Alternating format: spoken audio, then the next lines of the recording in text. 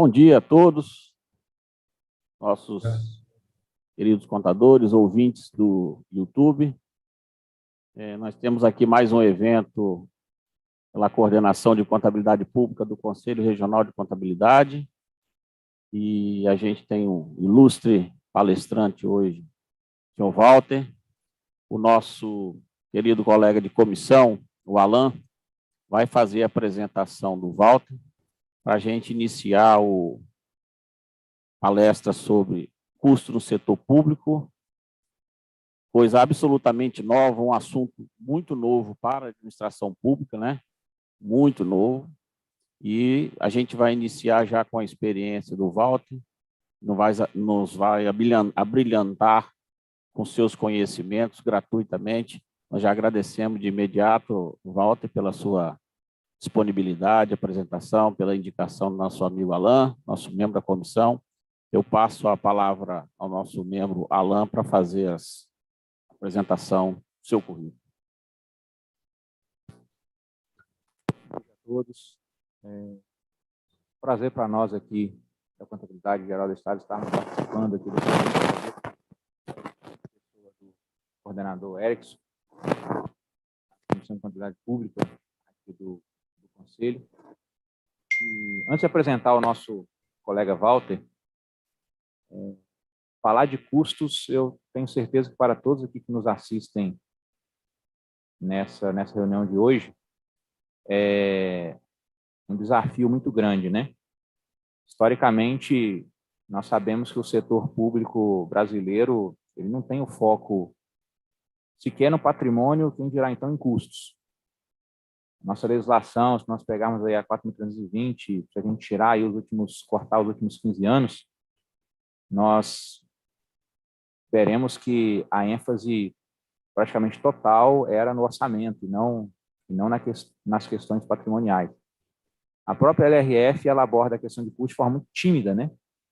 E nós não temos nenhum resultado que mensura custos, todos os nossos resultados ainda hoje são muito com foco no próprio orçamento em si, né? Os nossos resultados fiscais, o foco é muito no orçamento.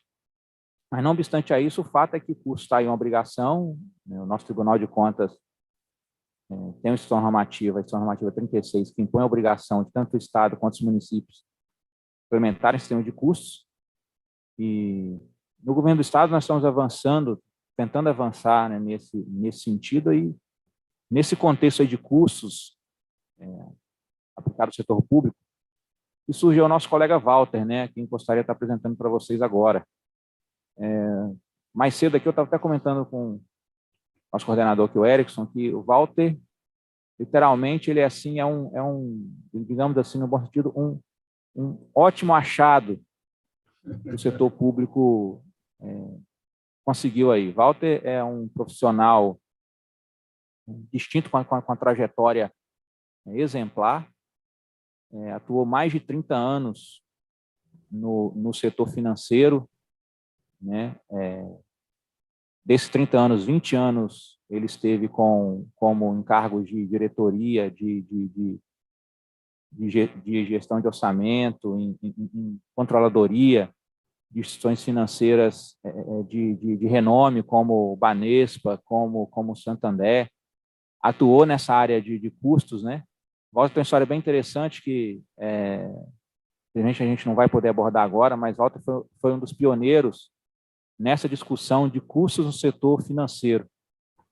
É mestre em contabilidade, é um estudioso do tema, inclusive já sendo aí premiado pela Secretaria do Tesouro Nacional em concurso de monografia, e já está aí conosco aí no governo do Estado há 12 anos, né, atuando na área de contabilidade, orçamento e finanças. E a gente viu aí o potencial do Walter, que ele, além de ser um estudioso, é alguém que sempre a gente percebe que ele tem paixão pelo tema. Isso, para lidar, a gente acha que para lidar com um tema tão importante assim, tão desafiador, a pessoa tem que realmente ter paixão por aquilo.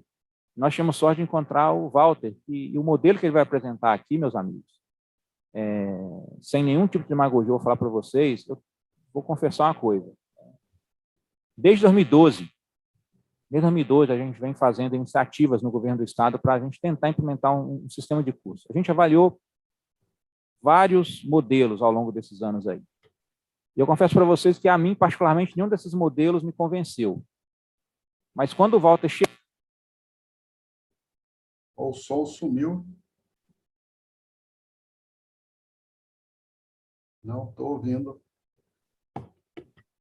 Boa.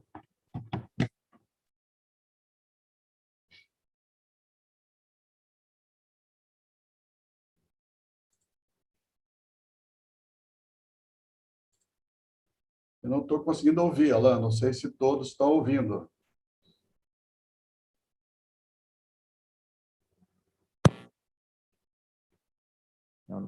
Nosso amigo Walter está falando que não está conseguindo me ouvir, mas eu tenho recebido aqui notícia que no YouTube nós conseguimos ouvir, Walter. Não, agora está ok, voltou. Está ouvindo? Então maravilha. Então, Walter, meu amigo, vou te passar a palavra, é um prazer ter você conosco.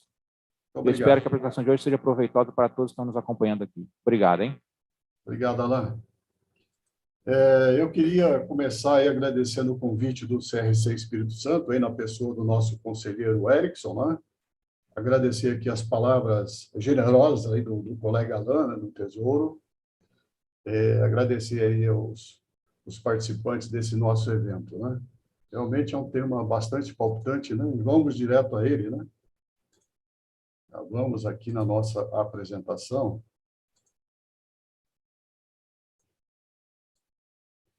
Então, nós vamos tratar aqui do sistema de informações de custos, né? O modelo conceitual aplicado ao setor público, né? Então, nós estamos caminhando para uma gestão com foco na qualidade do gasto e resultados para a sociedade, né? Muito bem. Vamos contextualizar um pouquinho, né, dessa história, dessa caminhada, né? Citando alguns eventos que ocorreram aí nas últimas décadas, né, e que nós tivemos oportunidade de participar, e que eu acho que isso ajudou nessa caminhada, né, para chegarmos hoje, nos dias atuais, eu diria que mais amadurecido para implantar aqui no setor público um sistema de informações de custos, né, um sistema de informações gerenciais, né, uma administração por resultados, né. Então, aqui, para que vocês tenham uma ideia, no setor privado, especificamente no sistema financeiro, né, o Alan já comentou aí da nossa trajetória, né, profissional. Então, lá em 80, para vocês terem uma ideia, nós já implantamos o primeiro profit center do banco, né? Um centro de lucro. Isso aqui, para vocês terem uma ideia, final da década de 70, 80. Então, isso aqui, nós compramos, o banco comprou o primeiro computador, o IBM 3090, refrigerado a água, né? Vocês vejam que coisa. E o primeiro sistema a ser implantado foi um sistema de centros de lucro, né? Interessante em banco que centro de lucro, você tem fontes de uso de recursos, né? Um pouco parecido com o setor público, fontes de uso com saldo médio diário, né? E você tem receitas e despesas. As despesas são por centros de custos, né? As agências, as empresas coligadas são centros de custos, né? E o centro de custos lá do setor financeiro, já naquela época, lá em 80, você já alocava custos, por exemplo, de TI, né, que estava começando, que era um custo muito expressivo na época, você alocava os centros de custo através das transações, né, de cada sistema de administração de fundos, de administração de contábil, de administração de operações de crédito, né?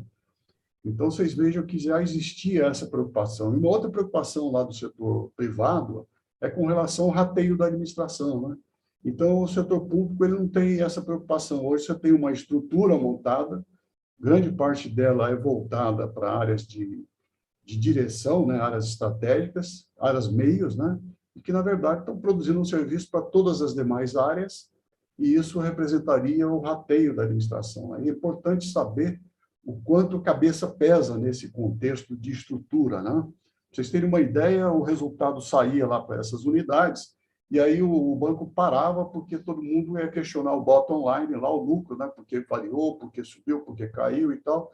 E nós, naquela época, já automatizamos um relatório que explicava essas variações. Então, em cima de volumes, em cima de spread, de taxa de juros, enfim, despesas. Só para mostrar para vocês como a coisa já era complexa e aquilo que o Alan comentou, né?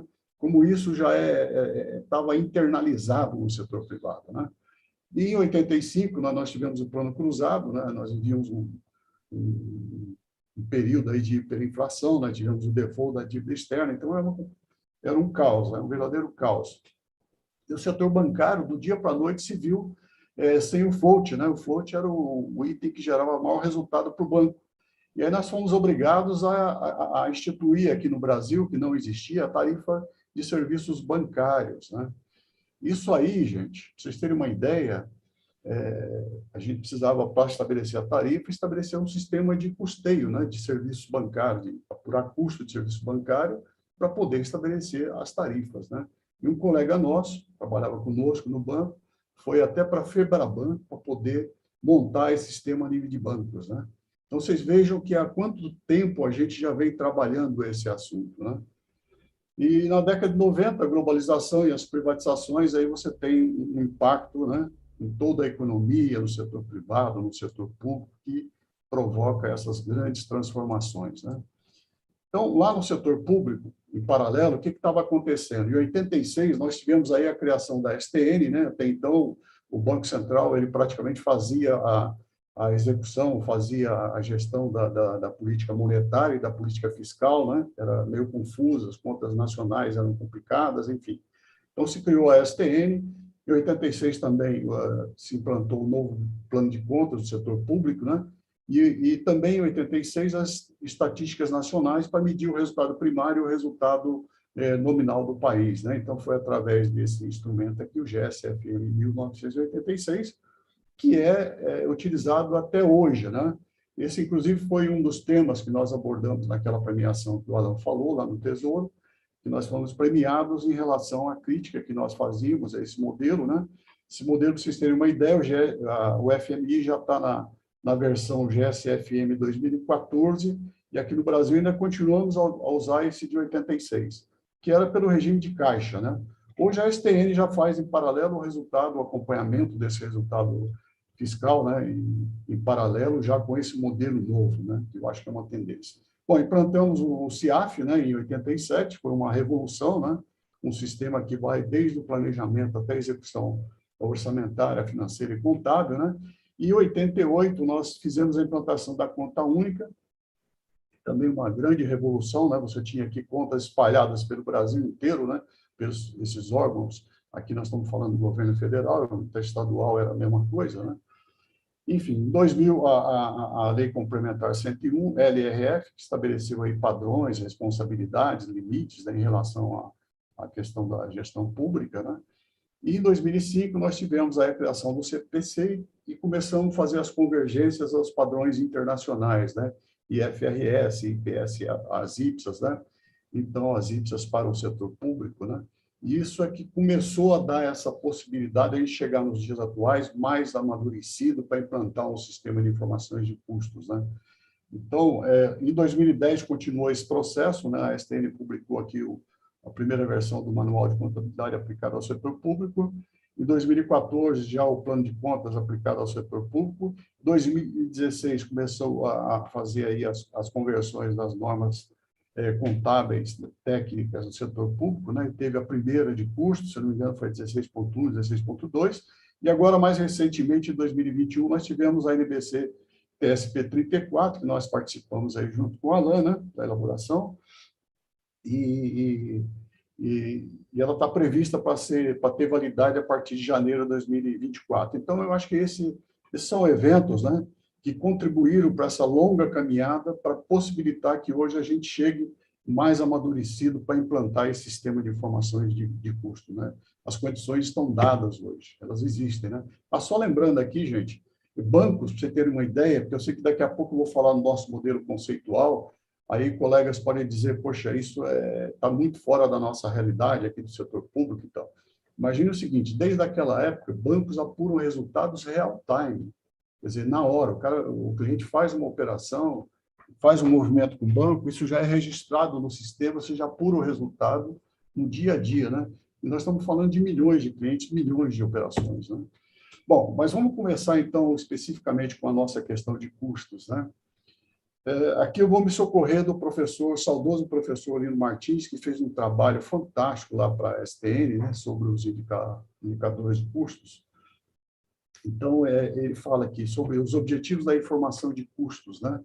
Então, o objetivo principal da informação de custos é subsidiar decisões governamentais de alocação mais eficiente do gasto público, né? Secundário, identificar oportunidades de melhoria e potencialidades de uso das informações geradas pelo SIC, né? Ainda continuando aqui com essa questão, né? Eu, particularmente, costumo dizer o seguinte, que governos não devem se preocupar com o quanto gastar, né? Pois isto já está definido, é o quanto arrecadar. É lógico que existem exceções, por exemplo, o Espírito Santo ele tem hoje 2 fundos, né? O Fundo Soberano e o Fundo de Infraestrutura, em que ele reserva parte das receitas de royalties para fazer investimentos, né? Desenvolver o Estado no futuro, para garantir o futuro das novas gerações, né? Por isso ele é considerado intergeracional, né? Bom, então, mas governos devem se preocupar com onde gastar, né? O como gastar e o quando gastar. O primeiro, onde, está relacionado com as estratégias de governo, né? O segundo, o como, está relacionado com as prioridades de governo. Enquanto o último, quando, está relacionado com o fluxo financeiro dos recursos. Então, se você tiver um sistema que te dê base, né? Que seja robusto, né? Que dê o que a gente costuma dizer, te dê um racional aí muito seguro para você estabelecer suas estratégias, priorizar os seus negócios e poder encaixar isso no seu fluxo de caixa, que é o papel do SIC, né? Com certeza você vai fazer isso com muito mais eficiência, né? Ainda continuando aqui, né, muitos colegas pensam que informação de custo é utilizada especificamente para redução de gastos. Então, isso é uma dedução equivocada, né? Pois os gastos, na minha opinião aqui, eles tendem a acompanhar as receitas, né? Se elas caírem, caem os gastos. Se essas subirem, as receitas, sobem os gastos, né? O que significa que, para governos, a redução de determinados gastos tende a ser utilizada para ampliar a quantidade e qualidade de serviços e produtos colocados à disposição da sociedade, né? É a chamada gestão da qualidade do gasto, onde nós entramos com o SIC, né?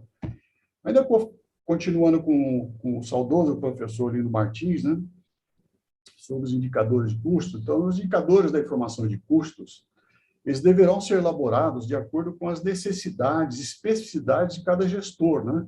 Em conjunto com a área central de custo, tendo em vista estabelecer parâmetros mensuráveis das prioridades da gestão pública, de acordo com os seguintes tipos de indicadores, ou seja, quem conhece o negócio é o gestor público, e o setor público ele tem vários ramos, né? Ele atua em inúmeras frentes, então as especificidades são muito variadas, e isso precisa ser um cuidado muito grande, porque não adianta você vir fazer um top-down e estabelecer algum indicador, não. Quem tem que estabelecer o indicador é o gestor que está lá na ponta, que conhece o seu negócio e sabe como ele deve ser, como ele quer ser avaliado, né? Então, nós temos 3 tipos de indicadores. Indicadores de resultado, que compreende a medição dos resultados obtidos em comparação com os esperados, né? Vale dizer, dos produtos ou serviços produzidos. Nós temos aqui os indicadores de processo, né? Que correspondem aos indicadores que tratam das atividades, portanto, o processo de transformação de insumos, de produtos e serviços, indicadores de estrutura, que tratam de medir aspectos relacionados com o custo e utilização dos recursos e, por sua natureza, estão relacionados com o princípio da economicidade, né? Ainda com o professor Lino Martins, quando você for montar um sistema de custo, você tem que tomar os seguintes cuidados, né? Deve-se medir tudo. Olha, quem quer medir tudo acaba não medindo nada, né? Deve-se medir o que é relevante, significativo, útil, medir custa tempo e dinheiro.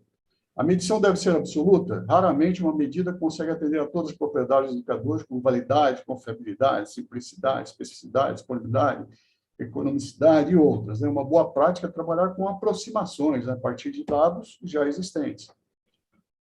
Medir por medir. As medidas devem ter significância, não devem ser operacionalizadas por obrigação e imposição legal, mas por constituir de ferramentas úteis a todo o ciclo de gestão das políticas públicas. Medir e depois decidir o que fazer com as medidas não faz sentido, né? Dependência tecnológica, que é outro ponto importante, interessante. Primeiro deve ser concebida a sistemática, né? Esse modelo conceitual, depois o sistema de informações. O sistema de suporte não precisa necessariamente ser perfeito ou baseado no estado da arte, a tecnologia, mas deve ser funcionalmente útil e agregar valor à análise, né? Muito bem, aqui a gente já começa especificamente com o nosso modelo conceitual, né? O que nós temos hoje? A visão orçamentária, ela comentou há pouco, né? Que está enraizado no setor público, né? Então, nós temos a visão por UG, unidades gestoras, né? Aqui no estado, nós temos em torno de 150 UGs, e nós controlamos aqui dotação inicial, créditos adicionais, empenho, liquidação e pagamento, né? O foco estritamente orçamentário, né?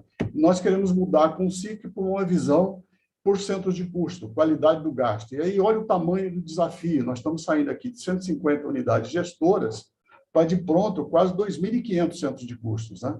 Da onde que surgiram esses centros de custo aqui? Surgiram do sistema de folha de pagamento, que é aquele que mais se aproxima da estrutura organizacional do Estado, né? Aquele organograma com cada caixinha, né? Então, você precisa saber as pessoas que estão em cada caixinha. Então, o sistema de folha de pagamento, o sistema de pessoal, ele tem esse controle, e por lá nós identificamos 2.500 centros de custo. Imagina, saltar de 150, né, que é o seu nível de controle hoje, para 2.500. E 2.500 é pouco, porque você começa aí, depois, a hora que você precisar medir os indicadores de cada um desses centros de custos, você pode ampliar isso aí, digamos, umas 10 vezes aí no mínimo, tá? Então, imagina, é uma revolução, é um esforço enorme que precisa ser feito, é uma mudança cultural muito grande, né? E aí a primeira questão que se apresenta é saber, bom, mas o que é custo no setor público, né? Então, essas mudanças que nós vimos aí, elas propiciaram essas convergências aos padrões internacionais, as IPs, né?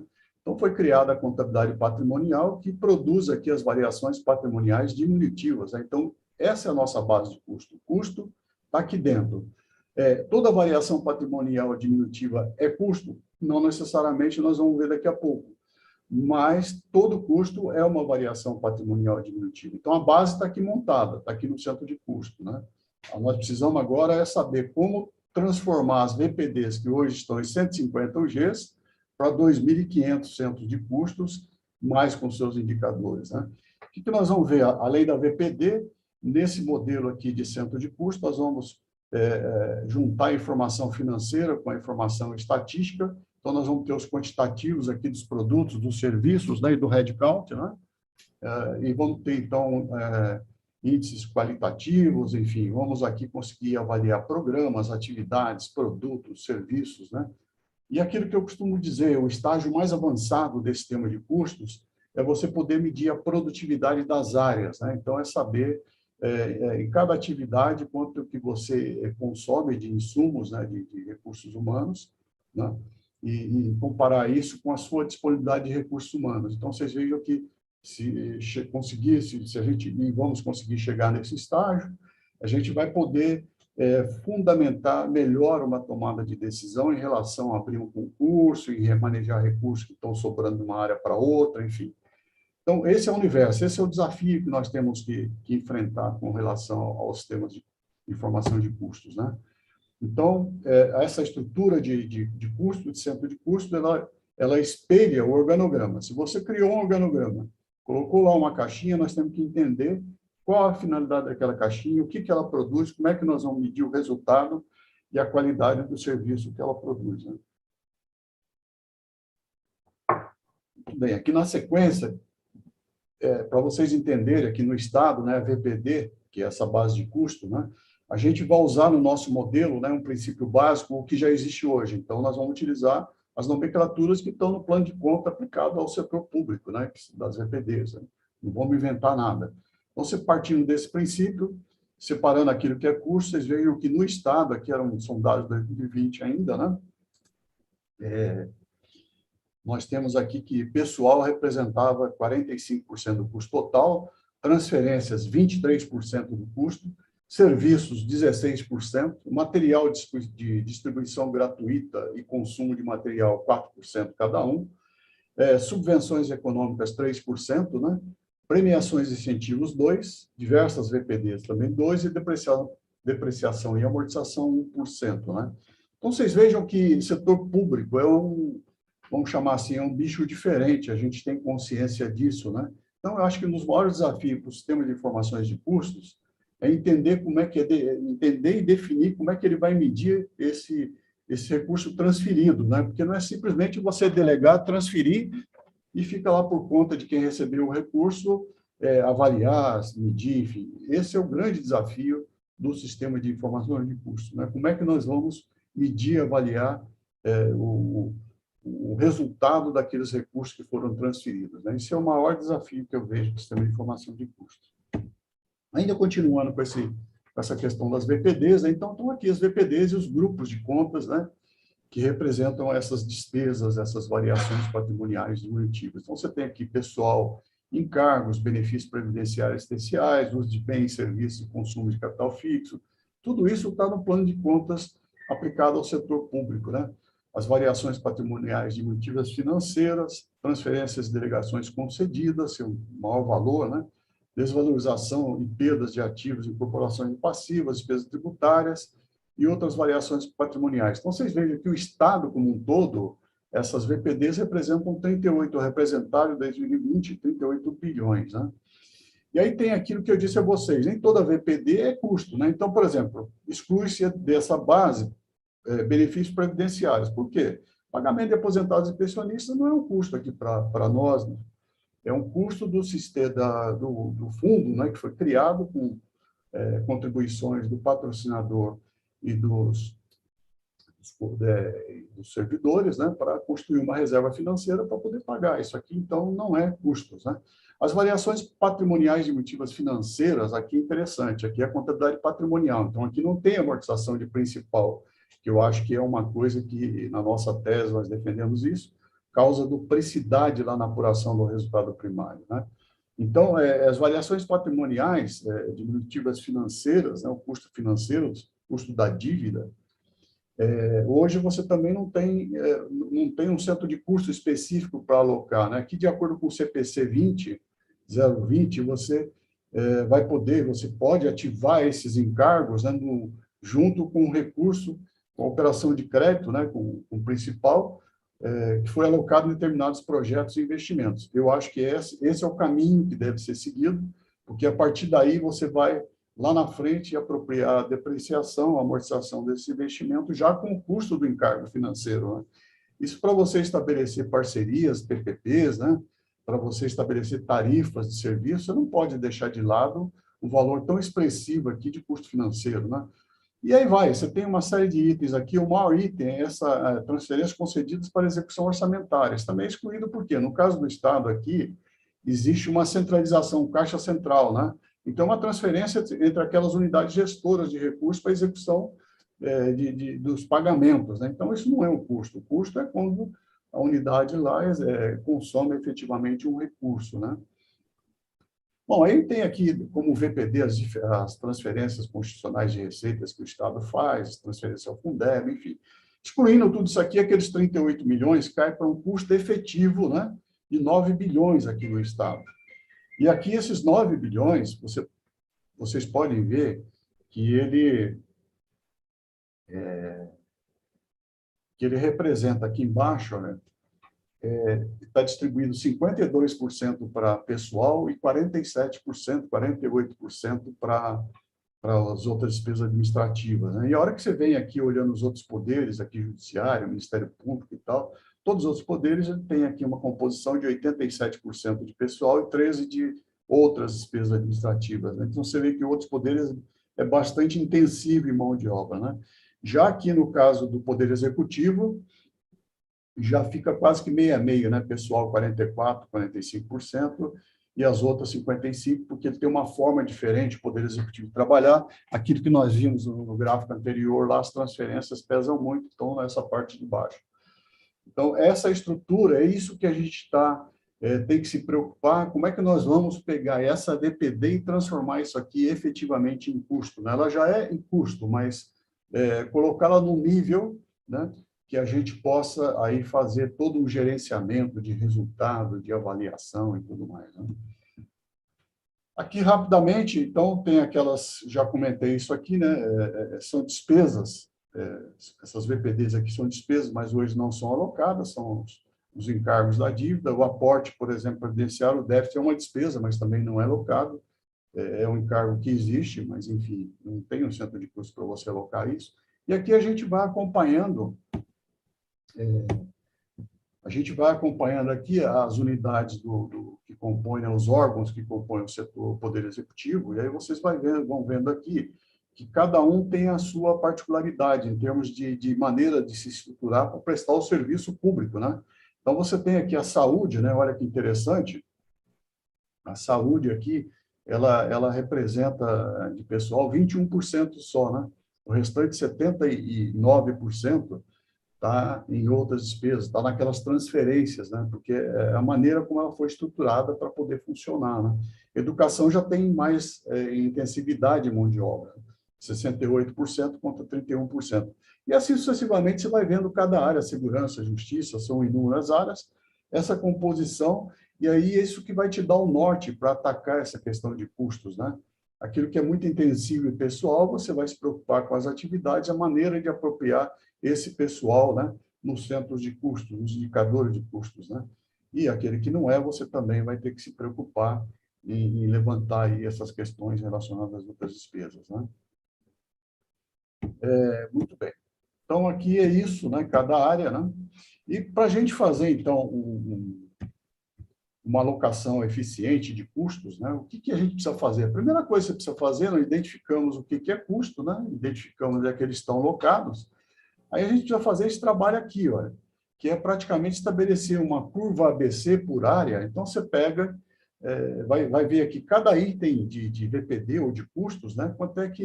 Quais são as áreas na curva ABC, né, que consomem mais esse recurso. Então, olha aqui que coisa interessante. Você pega aqui uso de bens, serviços e consumo de capital fixo, 53% está na saúde, né? Aí você tem aqui 12% praticamente na segurança pública, 15% aqui na educação, né? E assim sucessivamente. Então, isso aqui já te dá uma linha, quando você estiver falando com a saúde, lá com o gestor da saúde, você sabe que você vai ter que trabalhar essa questão aqui de uso de bens e serviços aqui de uma forma bem específica, porque metade do custo do Estado está aqui dentro, né? E aí você vai fazendo isso para todos os itens, por exemplo, serviço, mesma coisa, metade do custo também está na saúde, né? Olha o uso de material de consumo, mais de 70% está na saúde. Então, aqui já te dá um norte do que você tem que atacar em cada área, né? Você não vai chegar na área para falar com o gestor sem saber aquilo que realmente é importante para você atacar em termos de informação de custos, né? Muito bem. Aqui, já entrando, vamos dizer assim, no nosso modelo conceitual, né? Eu diria que aqui é o coração do sistema de informações de custos, né?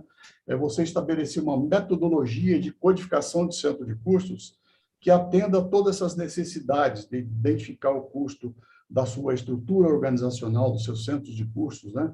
Dos seus indicadores de custos, programas, projetos, produtos, serviços. Então, o modelo que nós estamos propondo aqui é esse. Você tem aqui, o primeiro item aqui é o órgão, né?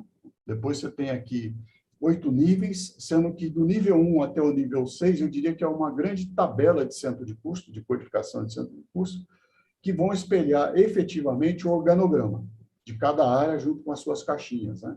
Então, aqui estarão as áreas de órgão de direção geral, de direção setorial, as áreas operacionais, unidades operacionais, setores operacionais e subsetores operacionais. Organograma, centros de custos, né, efetivamente. No nível 7, você tem uma outra grande tabela, né, que você vai codificar, de programas e projetos, né? Então, essas tabelas, né, elas são, assim, no caso de programas e projetos, são universais, né? O programa, ele pode ser utilizado em qualquer um dos 6 níveis anteriores, né?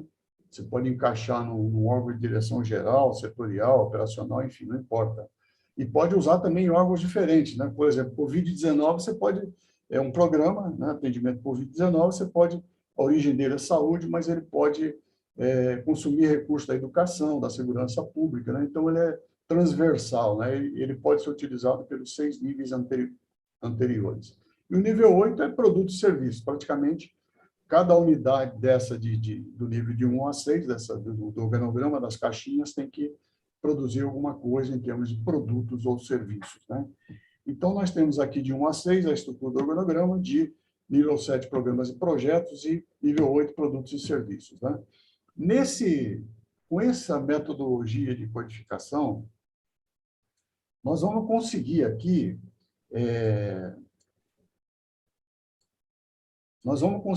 fazer a seguinte alocação. Então, aqui a gente começa a resolver aquele problema de transformar a VPD, que é custo, né, efetivamente, né, nos seus centros de custos, nos seus programas, projetos, produtos e serviços, né? Então, o que essa codificação vai possibilitar? Você tem aqui, por exemplo, um G1, que tem uma VPD de R$100 mil, por exemplo. Então, essa VPD, a hora que você abre por cento de custo, por caixinha, né? Hoje, na contabilidade, o que existe é esse lançamento aqui dessa VPD de 100 mil. Você vai abrir esse lançamento por cento de custo, né? Aqui é uma alocação direta, não é rateio, tá, gente? Esse percentual aqui foi só para facilitar o entendimento. Não é rateio aqui, é uma alocação direta.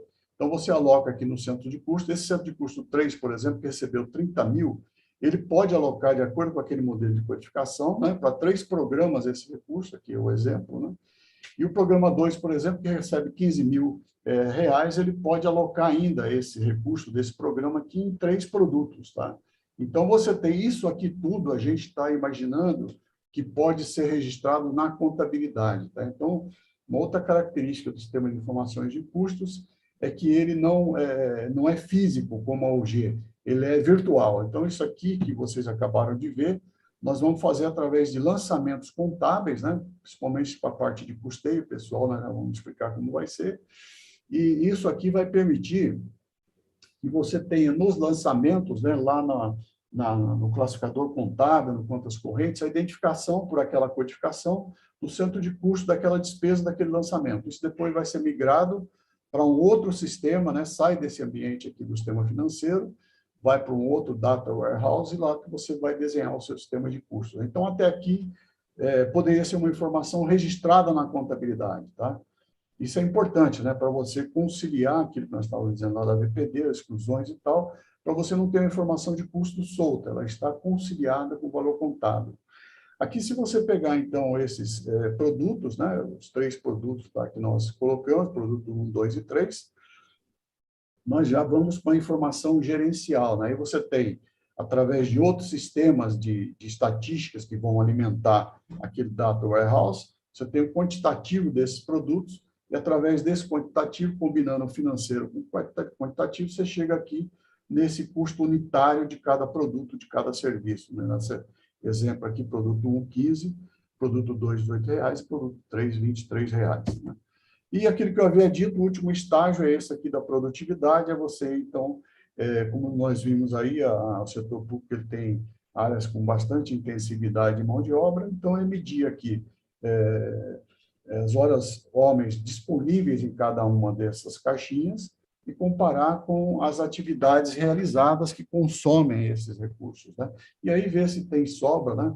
Essa última coluninha aqui mostra, né, que você tem aqui áreas que estão com uma produtividade alta e baixa, então, assim, qualquer indicador de custo, ou de qualidade, ou de produtividade, ele não pode ser avaliado isoladamente, né? Então, aqui, por exemplo, esse primeiro item aqui, produto 1, 1,25, você olha, pô, está acima da produtividade, né? Isso, de repente, pode ser ruim, pode ser que ele esteja fazendo muita coisa com baixa qualidade, né? Por outro lado, o que está embaixo, com 0,80, pode ser que ele aparentemente aqui baixa produtividade, mas ele entrega um produto de alta qualidade. Então, custo, qualquer informação gerencial, ela tem que ser utilizada em conjunto com outros indicadores para te dar segurança na avaliação, né? Muito bem, aqui já aplicando, então, esse modelo, pegando a educação como exemplo, né, de codificação, então, vocês vejam aqui, a Secretaria da Educação, né, essas linhas que estão pintadinhas aqui são centros de custos sintéticos, né? Ele é o centro de custo que é o que a gente chama de nó pai, né? Ele só vai consolidar os subordinados a eles, nó filhos, que estão abaixo, né? Então, aqui é toda aquela metodologia de codificação aplicada na educação. Você vem aqui a secretaria, ela consolida todos os demais, está pintadinha, mas ela mesma é um centro de custo, né? 42 é o órgão da educação, 42.1 ela própria, mas como centro de custo, aqui já ele iria receber custo do secretário, das suas secretárias, das suas assessorias, né? Conselho Estadual de Educação, Gabinete de Secretários, são as áreas que estão aqui na direção, né? Aí você tem uma subsecretaria, já o órgão 5, 42.5, né? Aqui ele repete, né? Que ele como é um nó-pai lá em cima, ele repete aqui para receber custos, né? E aí você vem, gerência, né? Então, aqui nós estaríamos codificando as áreas de direção e meios da educação, né?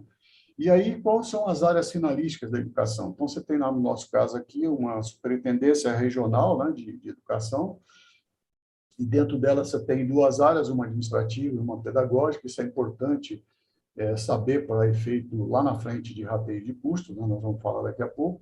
E aí você pega uma escola aqui como exemplo, o pessoal da educação definiu aqui o nível de controle que eles gostariam de ter em cada escola, né? Então, é de suma importância que cada escola separe esse administrativo aqui, vocês vão entender lá na frente por quê, né? E aí tem o ensino médio regular, ensino fundamental, fundamental 1 e 2, ensino especial, o EJA, profissionalizante, enfim. São os níveis, né, de centro de custo que o gestor da educação ele quer acompanhar, né? Então, aqui seria a codificação, o exemplo de aplicação daquela metodologia de codificação nas áreas fins da educação, né? Continuando aqui, já vamos falar, né, de um assunto assim, né, mais palpitante, né, que desperta emoções, vamos dizer assim, nos gestores, né? É aquilo que eu falei a vocês lá, o nível 8, né? Vou pular aqui o nível 7, falando dele daqui a pouco. O nível 8 nós vamos apurar, estabelecer aqui os indicadores de custos, né? De produtos e serviços. Então, nós estamos falando aqui ainda da educação. Então, a educação, qual é o indicador que ele precisa? Ele precisa do aluno matriculado, para saber né, o custo por aluno matriculado.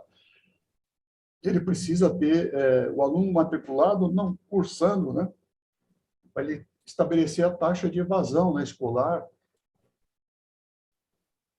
Depois, na hora que ele combinar aqui aluno matriculado, imagina que você pega o custo, divide pelo aluno matriculado, você tem um valor, tem 100, por exemplo. Mas quando você pega a taxa de evasão e desconta aqueles alunos que não estão participando, a hora que você divide o custo, né, por essa quantidade menor, o custo final por aluno sobe para 120. Então, por isso é importante você apurar isso, segundo o que me informaram os gestores da educação, né?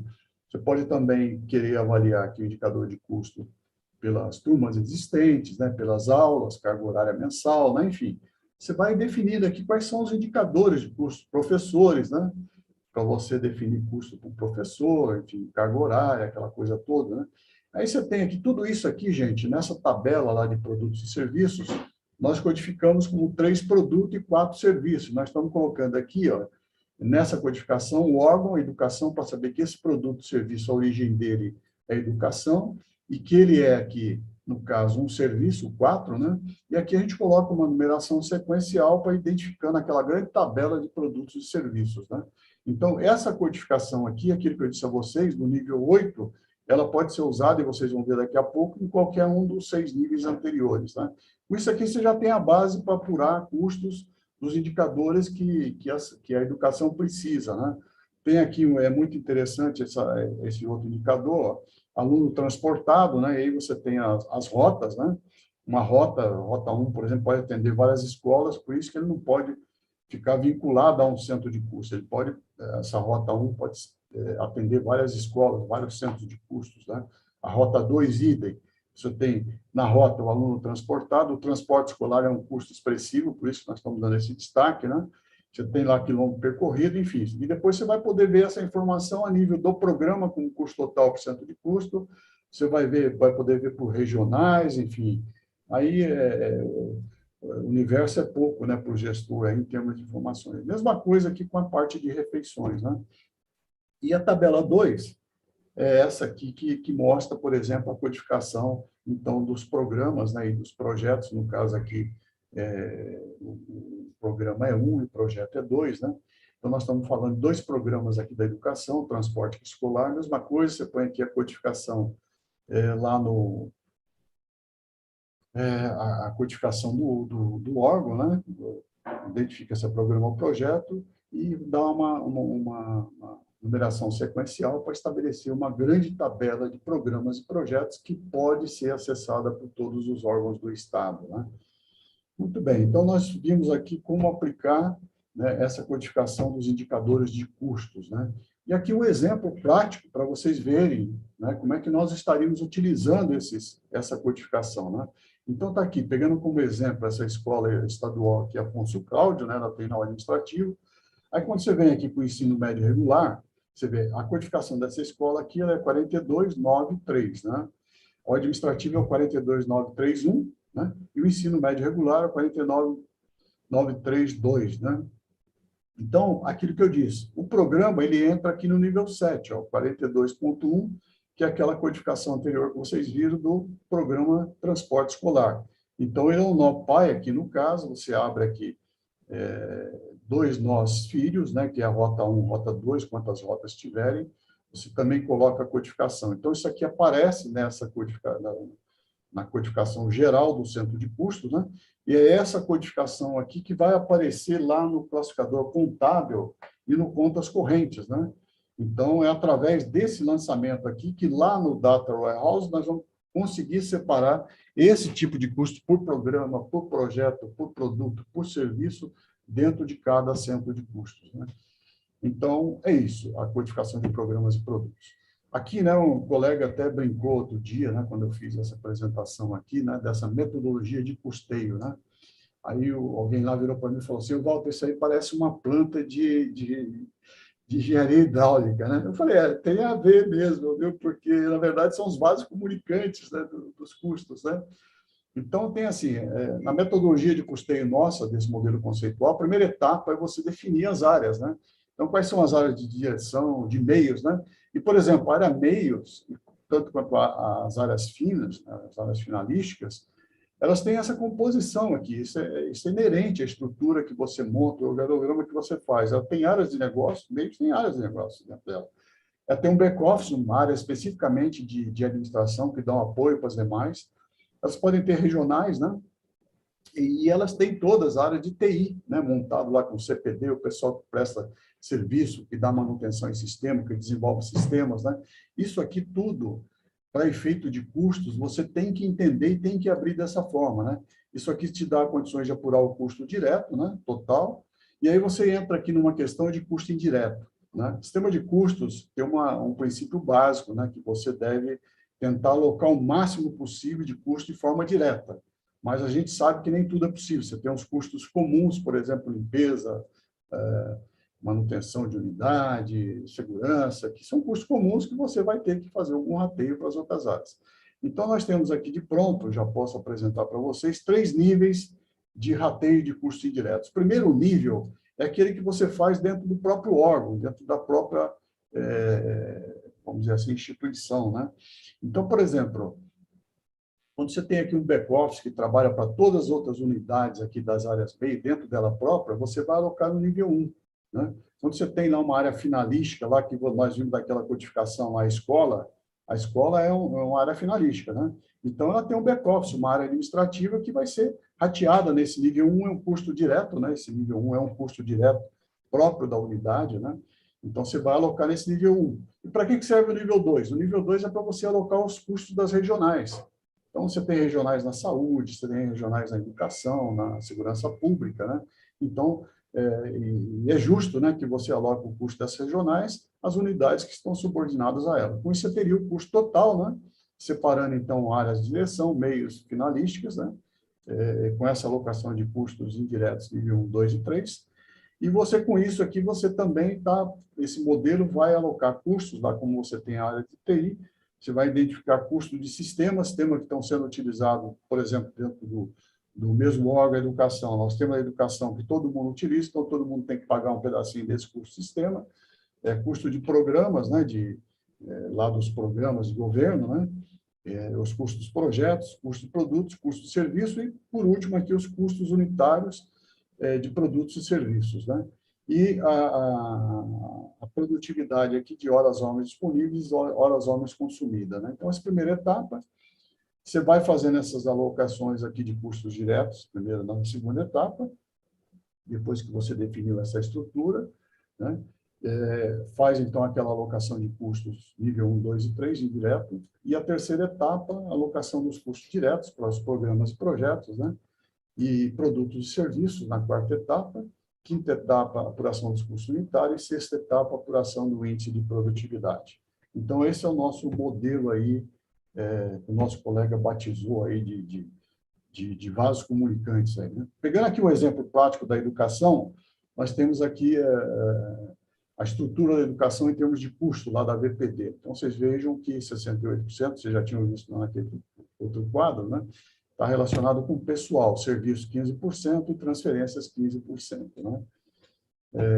A gente sabe que as transferências é o nosso grande desafio em termos de custo, então, para a gente resolver. Né?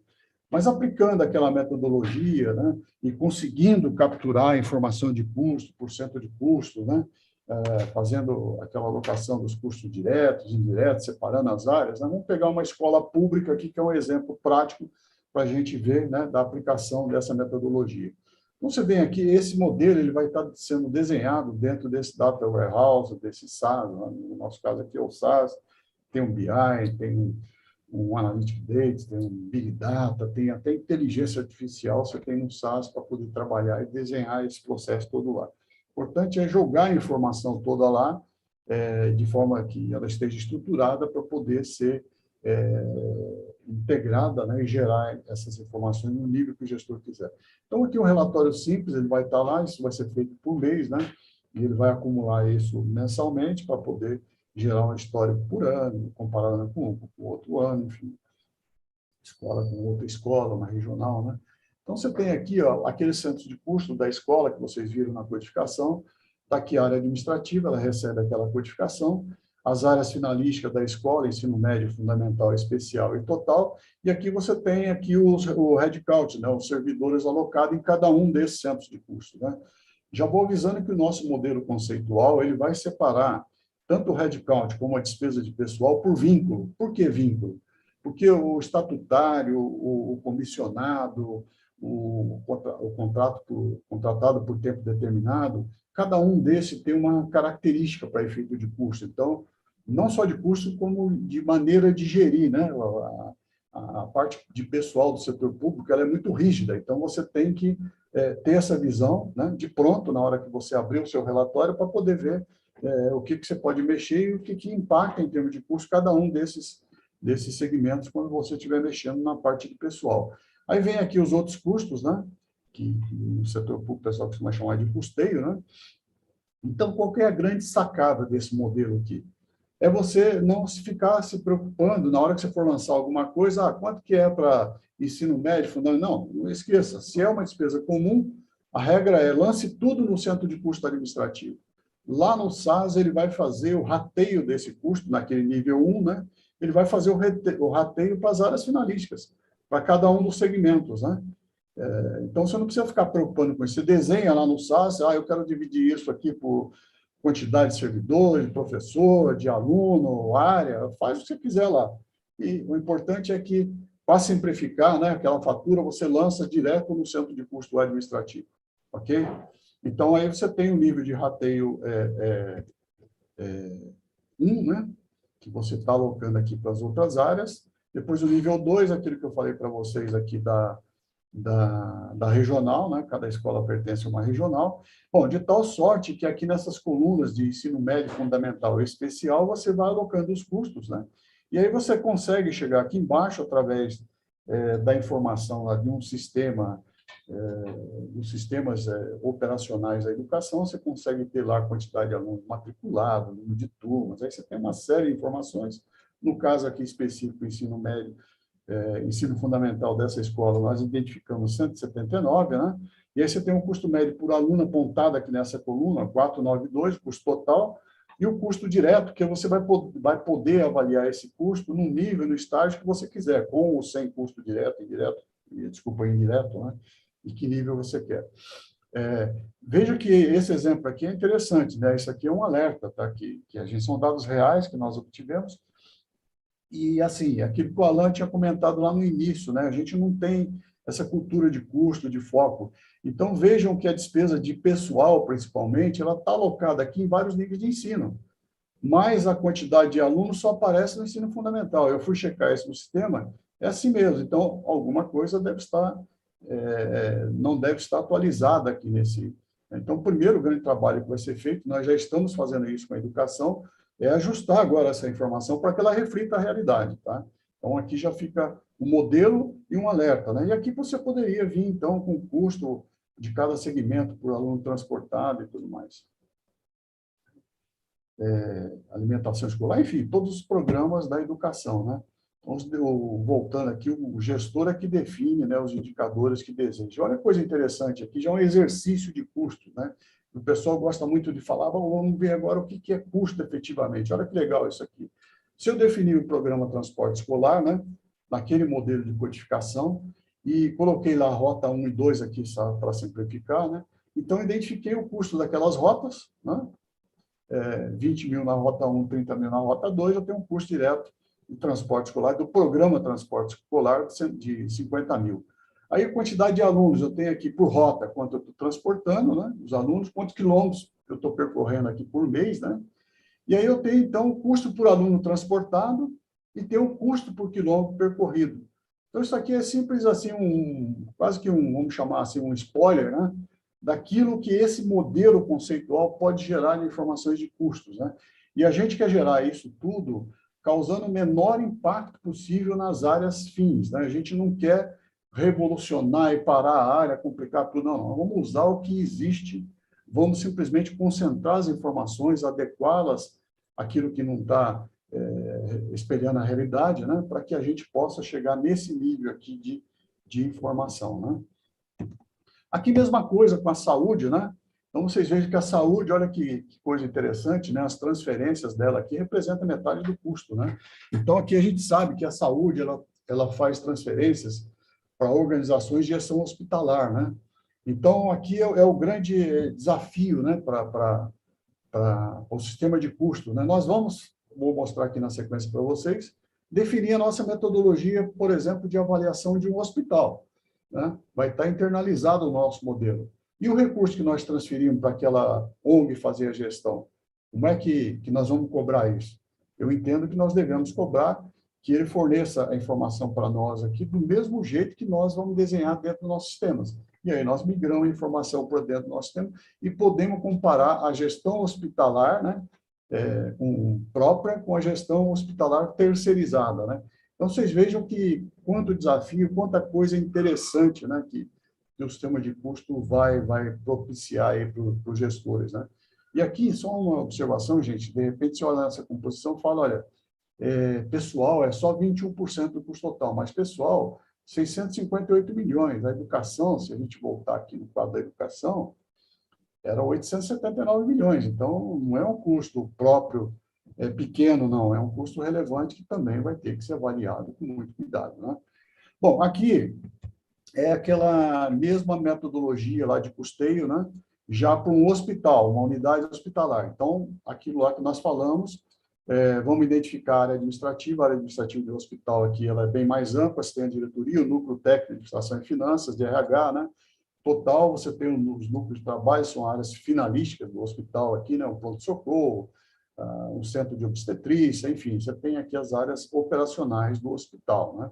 Aqui, da mesma forma, né, você vai alocar aqueles custos comuns dentro da área administrativa, para depois fazer aqui o rateio, né, do total da área administrativa para as áreas finalísticas, né? Tudo que você puder alocar diretamente nas áreas operacionais, consumo de material, consumo de medicamento, enfim, tudo que você puder alocar, você vai alocar aqui diretamente. O que não puder, você vai dizer despesa comum, de novo, aquelas que a gente sempre cita, limpeza, segurança, enfim. Você vai lançar aqui no administrativo e lá no sistema ele vai fazer isso de forma automática para você, né? Mesma coisa aqui, rateio naquele nível 1, nível 2 das regionais, né? E nível 3 da administração como um todo. E aí você tem, então, o custo aqui, ó, e, por exemplo, aqui do pronto-socorro, vou pegar aqui dessa centro de obstetrícia aqui, você tem esse custo aqui, já tem um exemplozinho, gente, de relatório que vocês poderiam estar usando, a gente poderia utilizar com aquela codificação de programas lá, por exemplo, programa de atendimento à Covid-19, você já identifica, por exemplo, que lá no pronto-socorro, dos 101 profissionais da saúde, 31 aqui já são absorvidos pelo programa de atendimento à Covid-19, aqui tem um custo deles. Com isso, você vai poder apurar o custo, na hora que você tiver aqui de atendimento à Covid-19, desse procedimento, né? Aqui na saúde, o leque é muito grande. Você pode... Só uma pausa, gente, Alain e Erickson. Atingimos 10 horas aqui, uma hora quase, né? Mas nós atrasamos um pouquinho, podemos avançar um pouquinho mais, né? Walter, pode ficar à vontade, tá? Pode ficar à vontade Tá. para você. Então, vamos tocar aqui. Obrigado. Então, gente, assim, voltando aqui ao nosso exemplo da unidade hospitalar, né? Você pode, depois, com aquela codificação de produtos e serviços, identificar aqui um leque de atividades de cada uma dessas áreas operacionais, né? Você pode, de repente, lá, isso nós vamos ainda definir, como eu disse, lá junto com os gestores, né? Mas você pode definir aqui procedimento simples, complexo, o que ele agrega, o que ele consome de mão de obra, né? De enfermeiro, de médico, de especialista, enfim, é complexo, mas a gente tem condições de estabelecer parâmetros para isso, tá? Então,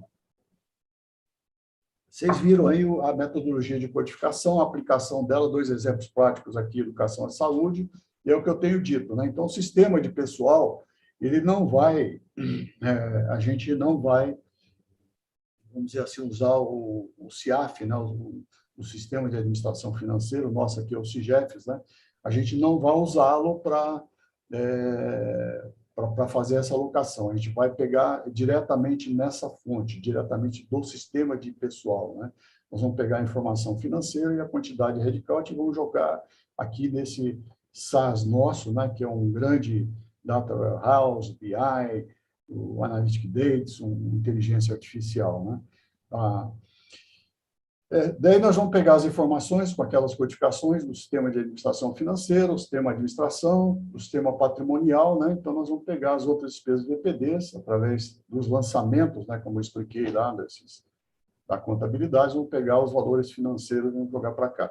De todos os outros sistemas que existem, né? Nós estamos falando aqui em dezenas de sistemas operacionais que trazem estatísticas, acompanhamento, nós vamos pegar esses dados e jogar para lá também. Isso tudo aqui combinado, né? Nós vamos produzir a informação de custo financeiro com esses quantitativos, né? Bom, para isso nós temos que fazer adequações, então, nos sistemas, já falamos um pouco aqui, todos eles, né? Nós temos que fazer adequações em órgãos e áreas, né? E a gente não quer aquilo que eu disse lá, a gente não quer que esse modelo impacte lá o dia a dia das áreas, que já é bastante, vamos dizer assim, puxado, né? Já é bastante penoso, vamos dizer assim, né?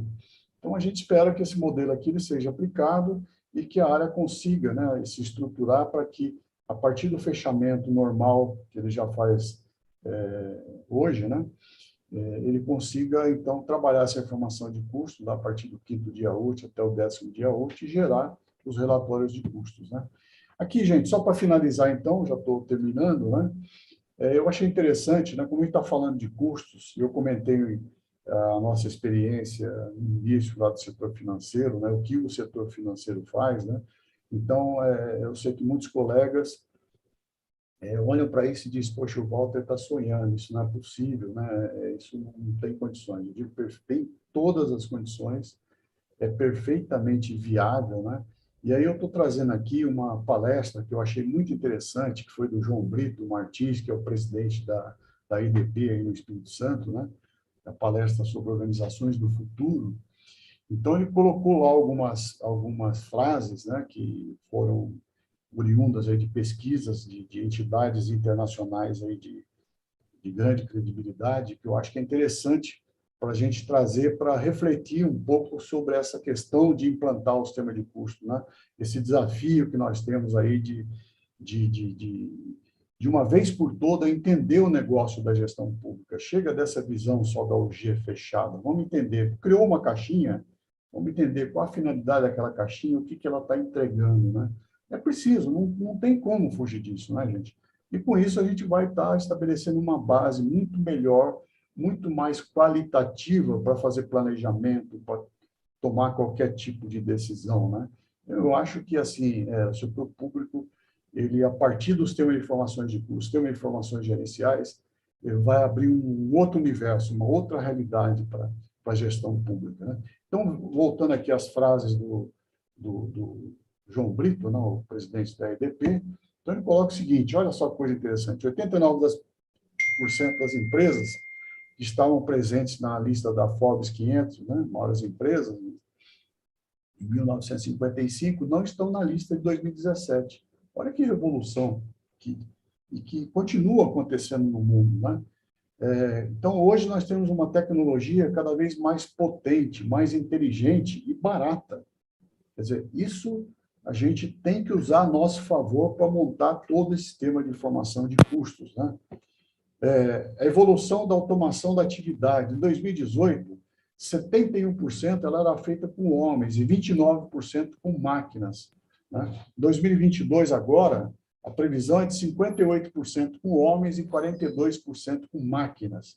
E em 2025, 48% com homens e 52% com máquinas, ou seja, máquinas vão estar fazendo muito mais, né? É isso que nós estamos fazendo no sistema de informação de custo aqui, fazer o sistema trabalhar e gerar informação para nós, né?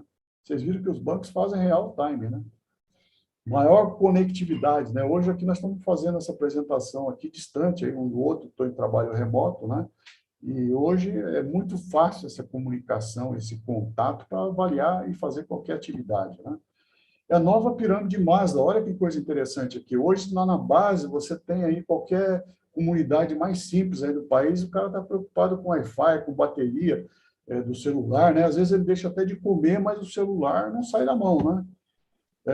Maior transparência, né? Hoje se cobra muito, e é uma obrigação, o sistema de informação de curso, ele nasce com esse grande objetivo de dar maior transparência a toda essa gestão pública, né? Bom, mudança de poder dos consumidores, né? Cada vez mais o consumidor, no nosso caso aqui, o cidadão, né? O contribuinte, ele tem mais poder, ele está empoderado, né? Para cobrar, para exigir, né? Então, isso é uma grande revolução que aconteceu nos anos. As redes de colaboração são fáceis de aceder e criar, né? Antigamente era difícil você juntar um grupo de pessoas, hoje você junta aí milhares de pessoas na rede social, né? Para fazer qualquer tipo de evento, como esse nosso aqui, por exemplo. Os custos fixos tornaram-se variáveis. A gente já sabe, como técnico, né? Que o custo fixo ele é variável por unidade, mas aqui o que ele quer dizer é o seguinte, que toda essa estrutura que você montar, ela tem que ter flexibilidade, né? Aí meu filho até já publicou um livro sobre essa questão de uso de recursos, maturidade de departamento, de gestão por valores, né? Então, são coisas interessantes que acabam utilizando, mostrando que realmente as unidades hoje elas são mais horizontalizadas, elas são a importância das pessoas não é pelo organograma, mas é pelo que ela entrega, pelo que ela produz, né? Excesso de liquidez no mundo, né? Pelo menos até então, né? Não sei o que a guerra aí que vai da Ucrânia com a Rússia vai impactar nisso, mas tem recursos disponíveis, recursos mundiais estão baratos, né? A estrutura organizacional são menos importantes, pessoas com impacto maior que organizarão a empresa à sua volta, né? Olha que interessante isso aqui, essa frase, né? Me chamou muita atenção. Nós tivemos a era do ouro, a era do petróleo, o ouro negro, né? Então, agora nós estamos na era da informação, os dados, que é tudo isso que o SIC precisa, os dados são o novo ouro, né? E aí, incluído por mim aqui, que eu não queria deixar de passar a oportunidade, né? Nós temos uma nova configuração de custos corporativos com teletrabalho, né? O teletrabalho vai revolucionar a forma da gente enxergar e ver como nós vamos nos estruturarmos para fazermos as nossas entregas, né? É uma grande revolução, menos a área física, né? Mais entrega online, mais entrega física até de trabalho, né? Vamos dizer assim, não de estrutura, tudo de forma remota, né? Então, isso tem impacto nos custos, né? E o que nós vivenciamos, e estamos ainda vivenciando, é a questão das oportunidades e ameaças de pandemias que os especialistas dizem que elas vieram para ficar, né? Então, assim, gente, é isso que eu gostaria de estar apresentando para vocês. Eu fico à disposição aí para perguntas, para questionamentos, contribuições. Tem aqui meu endereço do LinkedIn, as pessoas quiserem contatar, né? Eu estou aí à disposição, gosto muito de trocar ideias, né? A gente está aqui preparando 4 livros, tá? Aí um projeto nosso. O primeiro eu diria que já está em fase final de elaboração, que é sobre o sistema de informações de custo, né? Esses livros são para o setor público, a gente quer tentar unir essa experiência nossa do sistema financeiro com o setor público. Então, o primeiro seria, está em fase final de elaboração, é esse sistema de informação de custo. Depois nós queremos colocar um outro sobre programação financeira, que nós atuamos bastante também, fluxo de caixa e indicadores de desempenho, né? Eles também já estão aí a caminho, né? Então, seria isso. Agradeço novamente aí a oportunidade aos colegas aí do CRC, na pessoa do Erickson, do Alan, né? O colega lá, o contador-geral do Estado, né? Então, assim, gente, estou à disposição de vocês. Muito obrigado.